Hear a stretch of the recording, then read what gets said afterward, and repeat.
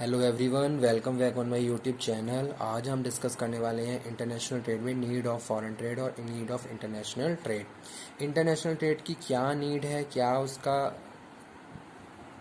उसकी ज़रूरत है, वो डिस्कस करने वाले हैं। Let's start. International trade, need of foreign trade. ठीक है, need of foreign trade categorize in 4 parts. There are 4 major need of international business.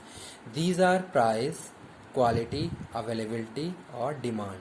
ठीक है, अगर हम इंटरनेशनल बिजनेस की बात करें, क्यों हम इंटरनेशनल बिजनेस में इन्वॉल्व हो रहे हैं, ठीक है, why we are involving in international business. पहली चीज ये रीजंस, क्या इसकी हमें ज़रूरत है, कंट्रीज़ को क्या ज़रूरत पड़ी है इंटरनेशनल बिजनेस करने की। तो उसमें हमने जो मेन चीज़ें फाइंड आउट की वो क्या है। जैसे सपोज आप अपने मार्केट की डिमांड को सेटिस्फाई करना चाहते हो, ठीक है। जैसे लास्ट पॉइंट यहाँ पे मैं पहले एक्सप्लेन कर दे रहा हूँ। Demand, you want to satisfy your market demand, but you have not proper resources. You have no proper technology to use these resources and convert into output. So due to this reason, your supply is not proper according to demand. So due to this reason you have to involve in international business। और आप क्या करते हो, उन goods को दूसरे देशों से मंगवाना शुरू कर देते हो जो गुड्स आप प्रॉपरली प्रोड्यूस नहीं कर पा रहे, ठीक है। और आप वहाँ से मंगवाते हो जहाँ ये गुड्स बहुत ज़्यादा स्पेशलाइज तरीके से प्रोड्यूस किए जाते हैं। तो इस तरीके से हम प्रॉपरली समझ सकते हैं नीड ऑफ इंटरनेशनल ट्रेड। पहली चीज़ क्या है, demand. If demand for product service is more in country then what can domestically produce, then it goes for import। ठीक है, प्रोड्यूस या तो हम क्या करें, उसको खुद ही प्रोड्यूस करना शुरू कर दें ताकि मार्केट की डिमांड को सेटिस्फाई कर लें। अगर हम प्रोड्यूस नहीं कर पा रहे हैं, मार्केट की डिमांड को सेटिस्फाई करना है, सप्लाई प्रॉपर रखनी है, तो उस केस में हम क्या करते हैं, फिर उसको इम्पोर्ट करना शुरू कर देते हैं। आपने क्या करा, उस गुड्स को दूसरे देशों से इम्पोर्ट करना शुरू कर दिया ताकि आप अपनी मार्केट की डिमांड को सेटिस्फाई कर सकें, ठीक है। तो पहली चीज़ यही, for satisfy the market demand. जो भी आपकी मार्केट से डिमांड आ रही है उसको प्रॉपरली आप सेटिस्फाई करोगे, तभी जाके आप अपनी जो भी आपका इकोनॉमिक स्टेटस है या जो भी, जैसे हम बात करें, वो सारी चीज़ें तभी बैलेंस हो सकती हैं। जैसे प्रॉपरली सप्लाई, डिमांड, जितनी डिमांड है प्रॉपरली सप्लाई होनी चाहिए। तो यहाँ पे इकोनॉमिक्स का कॉन्सेप्ट आ जाता है, डिमांड और सप्लाई वाला, ठीक है।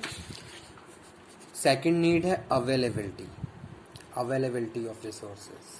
if there is no proper availability of resources, so due to this reason you have to dependent to other countries, ठीक है। जैसे सपोज एग्जांपल कोट में करूँ, इंडिया का टेक्नोलॉजी, प्रॉपर टेक्नोलॉजी अवेलेबल नहीं है, उस केस में आप क्या करते हो, टेक्नोलॉजी शेयर करते हो, ठीक है। आपने क्या करा, किसी दूसरी कंट्री से टेक्नोलॉजी को शेयर करा और अपने प्रोडक्शन में एफिशिएंसी को इंक्रीज करा।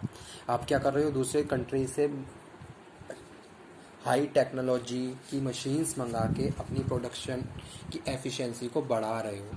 तो वो यहाँ पे मैं बात कर रहा हूँ अवेलेबिलिटी।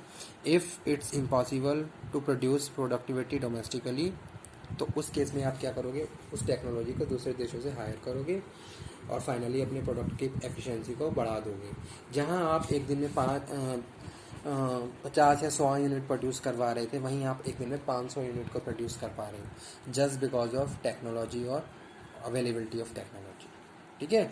तो वो यहाँ पे मैं बात कर रहा हूँ। आपने क्या करा, हैवी मशीन्स में इन्वेस्टमेंट किया, उनको प्रॉपरली स्ट्रक्चराइज किया और उनके हिसाब से फिर अपने प्रोडक्शन में काम शुरू कर दिया।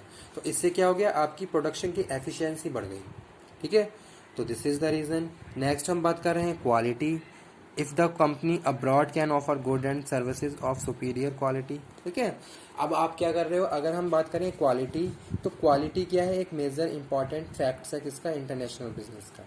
अगर मुझे अपने बायर को फैसिलिटेट करना है, मुझे बायर से बहुत बड़ा ऑर्डर चाहिए, तो मैं हमेशा उसे क्वालिटेटिव गुड्स प्रोवाइड करवाऊंगा, ठीक है।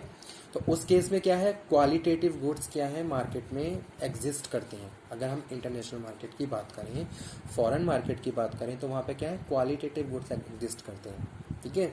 आप क्या है, चीट नहीं कर सकते अपने बायर को, कोई भी किसी भी तरीके से उसको फ्रॉड नहीं कर सकते। आप क्वालिटेटिव गुड्स, जो भी सैंपल आपने उसको दिखाया है, आप उसके हिसाब से, उसी सैंपल की क्वालिटी के हिसाब से आप बल्क में प्रोडक्शन करके उसको एक्सपोर्ट करते हो। तो वो यहाँ पे हम बात कर रहे हैं क्वालिटी, यानी कि क्वालिटी कॉन्शियस एनवायरनमेंट वहाँ पे बन जाता है। फिर यहाँ पे हम बात कर रहे हैं किसकी, price. If foreign companies can produce goods and services more cheaply than it way to beneficial. ठीक है, अब हम क्या कर रहे हैं, अगर हम चीपली प्रोडक्ट को, जैसे सपोज इंडिया है, इंडिया किसी न किसी रिसोर्स में क्या है, स्पेशलाइज है। ठीक है, जैसे इंडिया में अगर हम एग्रीकल्चर की बात करें तो बहुत सारे एग्रीकल्चरल प्रोडक्ट हैं जो इंडिया के द्वारा अच्छे से प्रोड्यूस किए जाते हैं। अब इंडिया क्या है, स्पेशलाइज है इस चीज़ में। हम कम कॉस्ट में भी अच्छे सा प्रोडक्शन कर सकते हैं। अगर हम बात करें किसी और प्रोडक्ट की जो इंडिया में स्पेशलाइज, जैसे ट्री प्रोडक्शन है, या फिर किसी और प्रोडक्शन की बात करें, जैसे suppose Moradabad is famous for brass, Faridabad is famous for glass work. तो ग्लास के आइटम्स वहाँ से प्रोड्यूस करे जाते हैं, वहाँ प्रोड्यूस करके दूसरे देशों को एक्सपोर्ट किए जाते हैं। तो इस तरीके से अगर हम बात करें बल्क में प्रोडक्शन की, तो पर यूनिट कॉस्ट क्या हो जाती है, कम हो जाती है। ठीक है, तो वही यहाँ पे लिखा हुआ है, if foreign companies can produce goods and services more cheaply than it may be beneficial. तो कम से कम कॉस्ट में हम ज़्यादा से ज़्यादा प्रोडक्शन कर सकते हैं, तो इसका फ़ायदा दूसरे देशों को भी मिलता है। ठीक है, आपको तो हो ही रहा है, आप तो फैक्टर ऑफ प्रोडक्शन के हिसाब से कॉम्पिटिटिव एडवांटेज गेन कर ही रहे हो। तो इस हिसाब से फिर क्या है, दूसरी कंट्री आपसे उस गुड्स को क्या करेगी, इम्पोर्ट करेगी। तो वो यहाँ पे हम बात कर रहे हैं प्राइस की। तो ये थी नीड ऑफ इंटरनेशनल ट्रेड, जहाँ मैंने बात करी कि इसकी क्या क्या नीड है इंटरनेशनल ट्रेड की। 4 मेन पॉइंट्स हैं जिनकी वजह से हम इंटरनेशनल बिजनेस में इन्वॉल्व होते हैं। पहला क्या है, प्राइस एज अ फैक्टर। ठीक है, सेकंड है क्वालिटी, थर्ड है अवेलेबिलिटी, और फोर्थ है डिमांड। तो price, cheap price but qualitative goods exist in the international market. ठीक है, ऐसा नहीं है प्राइस डाउन है तो क्वालिटी भी डाउन, नहीं। रीजनेबल प्राइस पे हाई, मतलब कि क्वालिटेटिव गुड्स एग्जिस्ट करते हैं इंटरनेशनल मार्केट में, फॉरेन मार्केट में। ठीक है, नेक्स्ट है क्वालिटेटिव गुड्स प्रोवाइड करवा रहे हो, availability, properly availability of resources, और नेक्स्ट है डिमांड फैक्टर्स। तो these are the factors which we can say that solid reasons to involve in international trade of foreign trade। ठीक है, तो ये था आज का टॉपिक, एक सिंपल सा टॉपिक है, एग्ज़ाम के पॉइंट ऑफ व्यू से ये टॉपिक इंपॉर्टेंट है। ठीक है, सिंपली अगर हम बात करें इंटरनेशनल ट्रेड के फर्स्ट पेपर की बात करें, तो पहला ही क्वेश्चन हमेशा आपने देखा होगा, अगर अपने लास्ट ईयर के क्वेश्चन पेपर देखे हैं तो पहला या दूसरा क्वेश्चन ही है, उसी में पूछा गया है what is international trade, what need of international trade. इस तरीके से डायरेक्ट वे में भी पूछा गया, इनडायरेक्ट वे में भी पूछा गया। ठीक है, तो ओके, थैंक्स।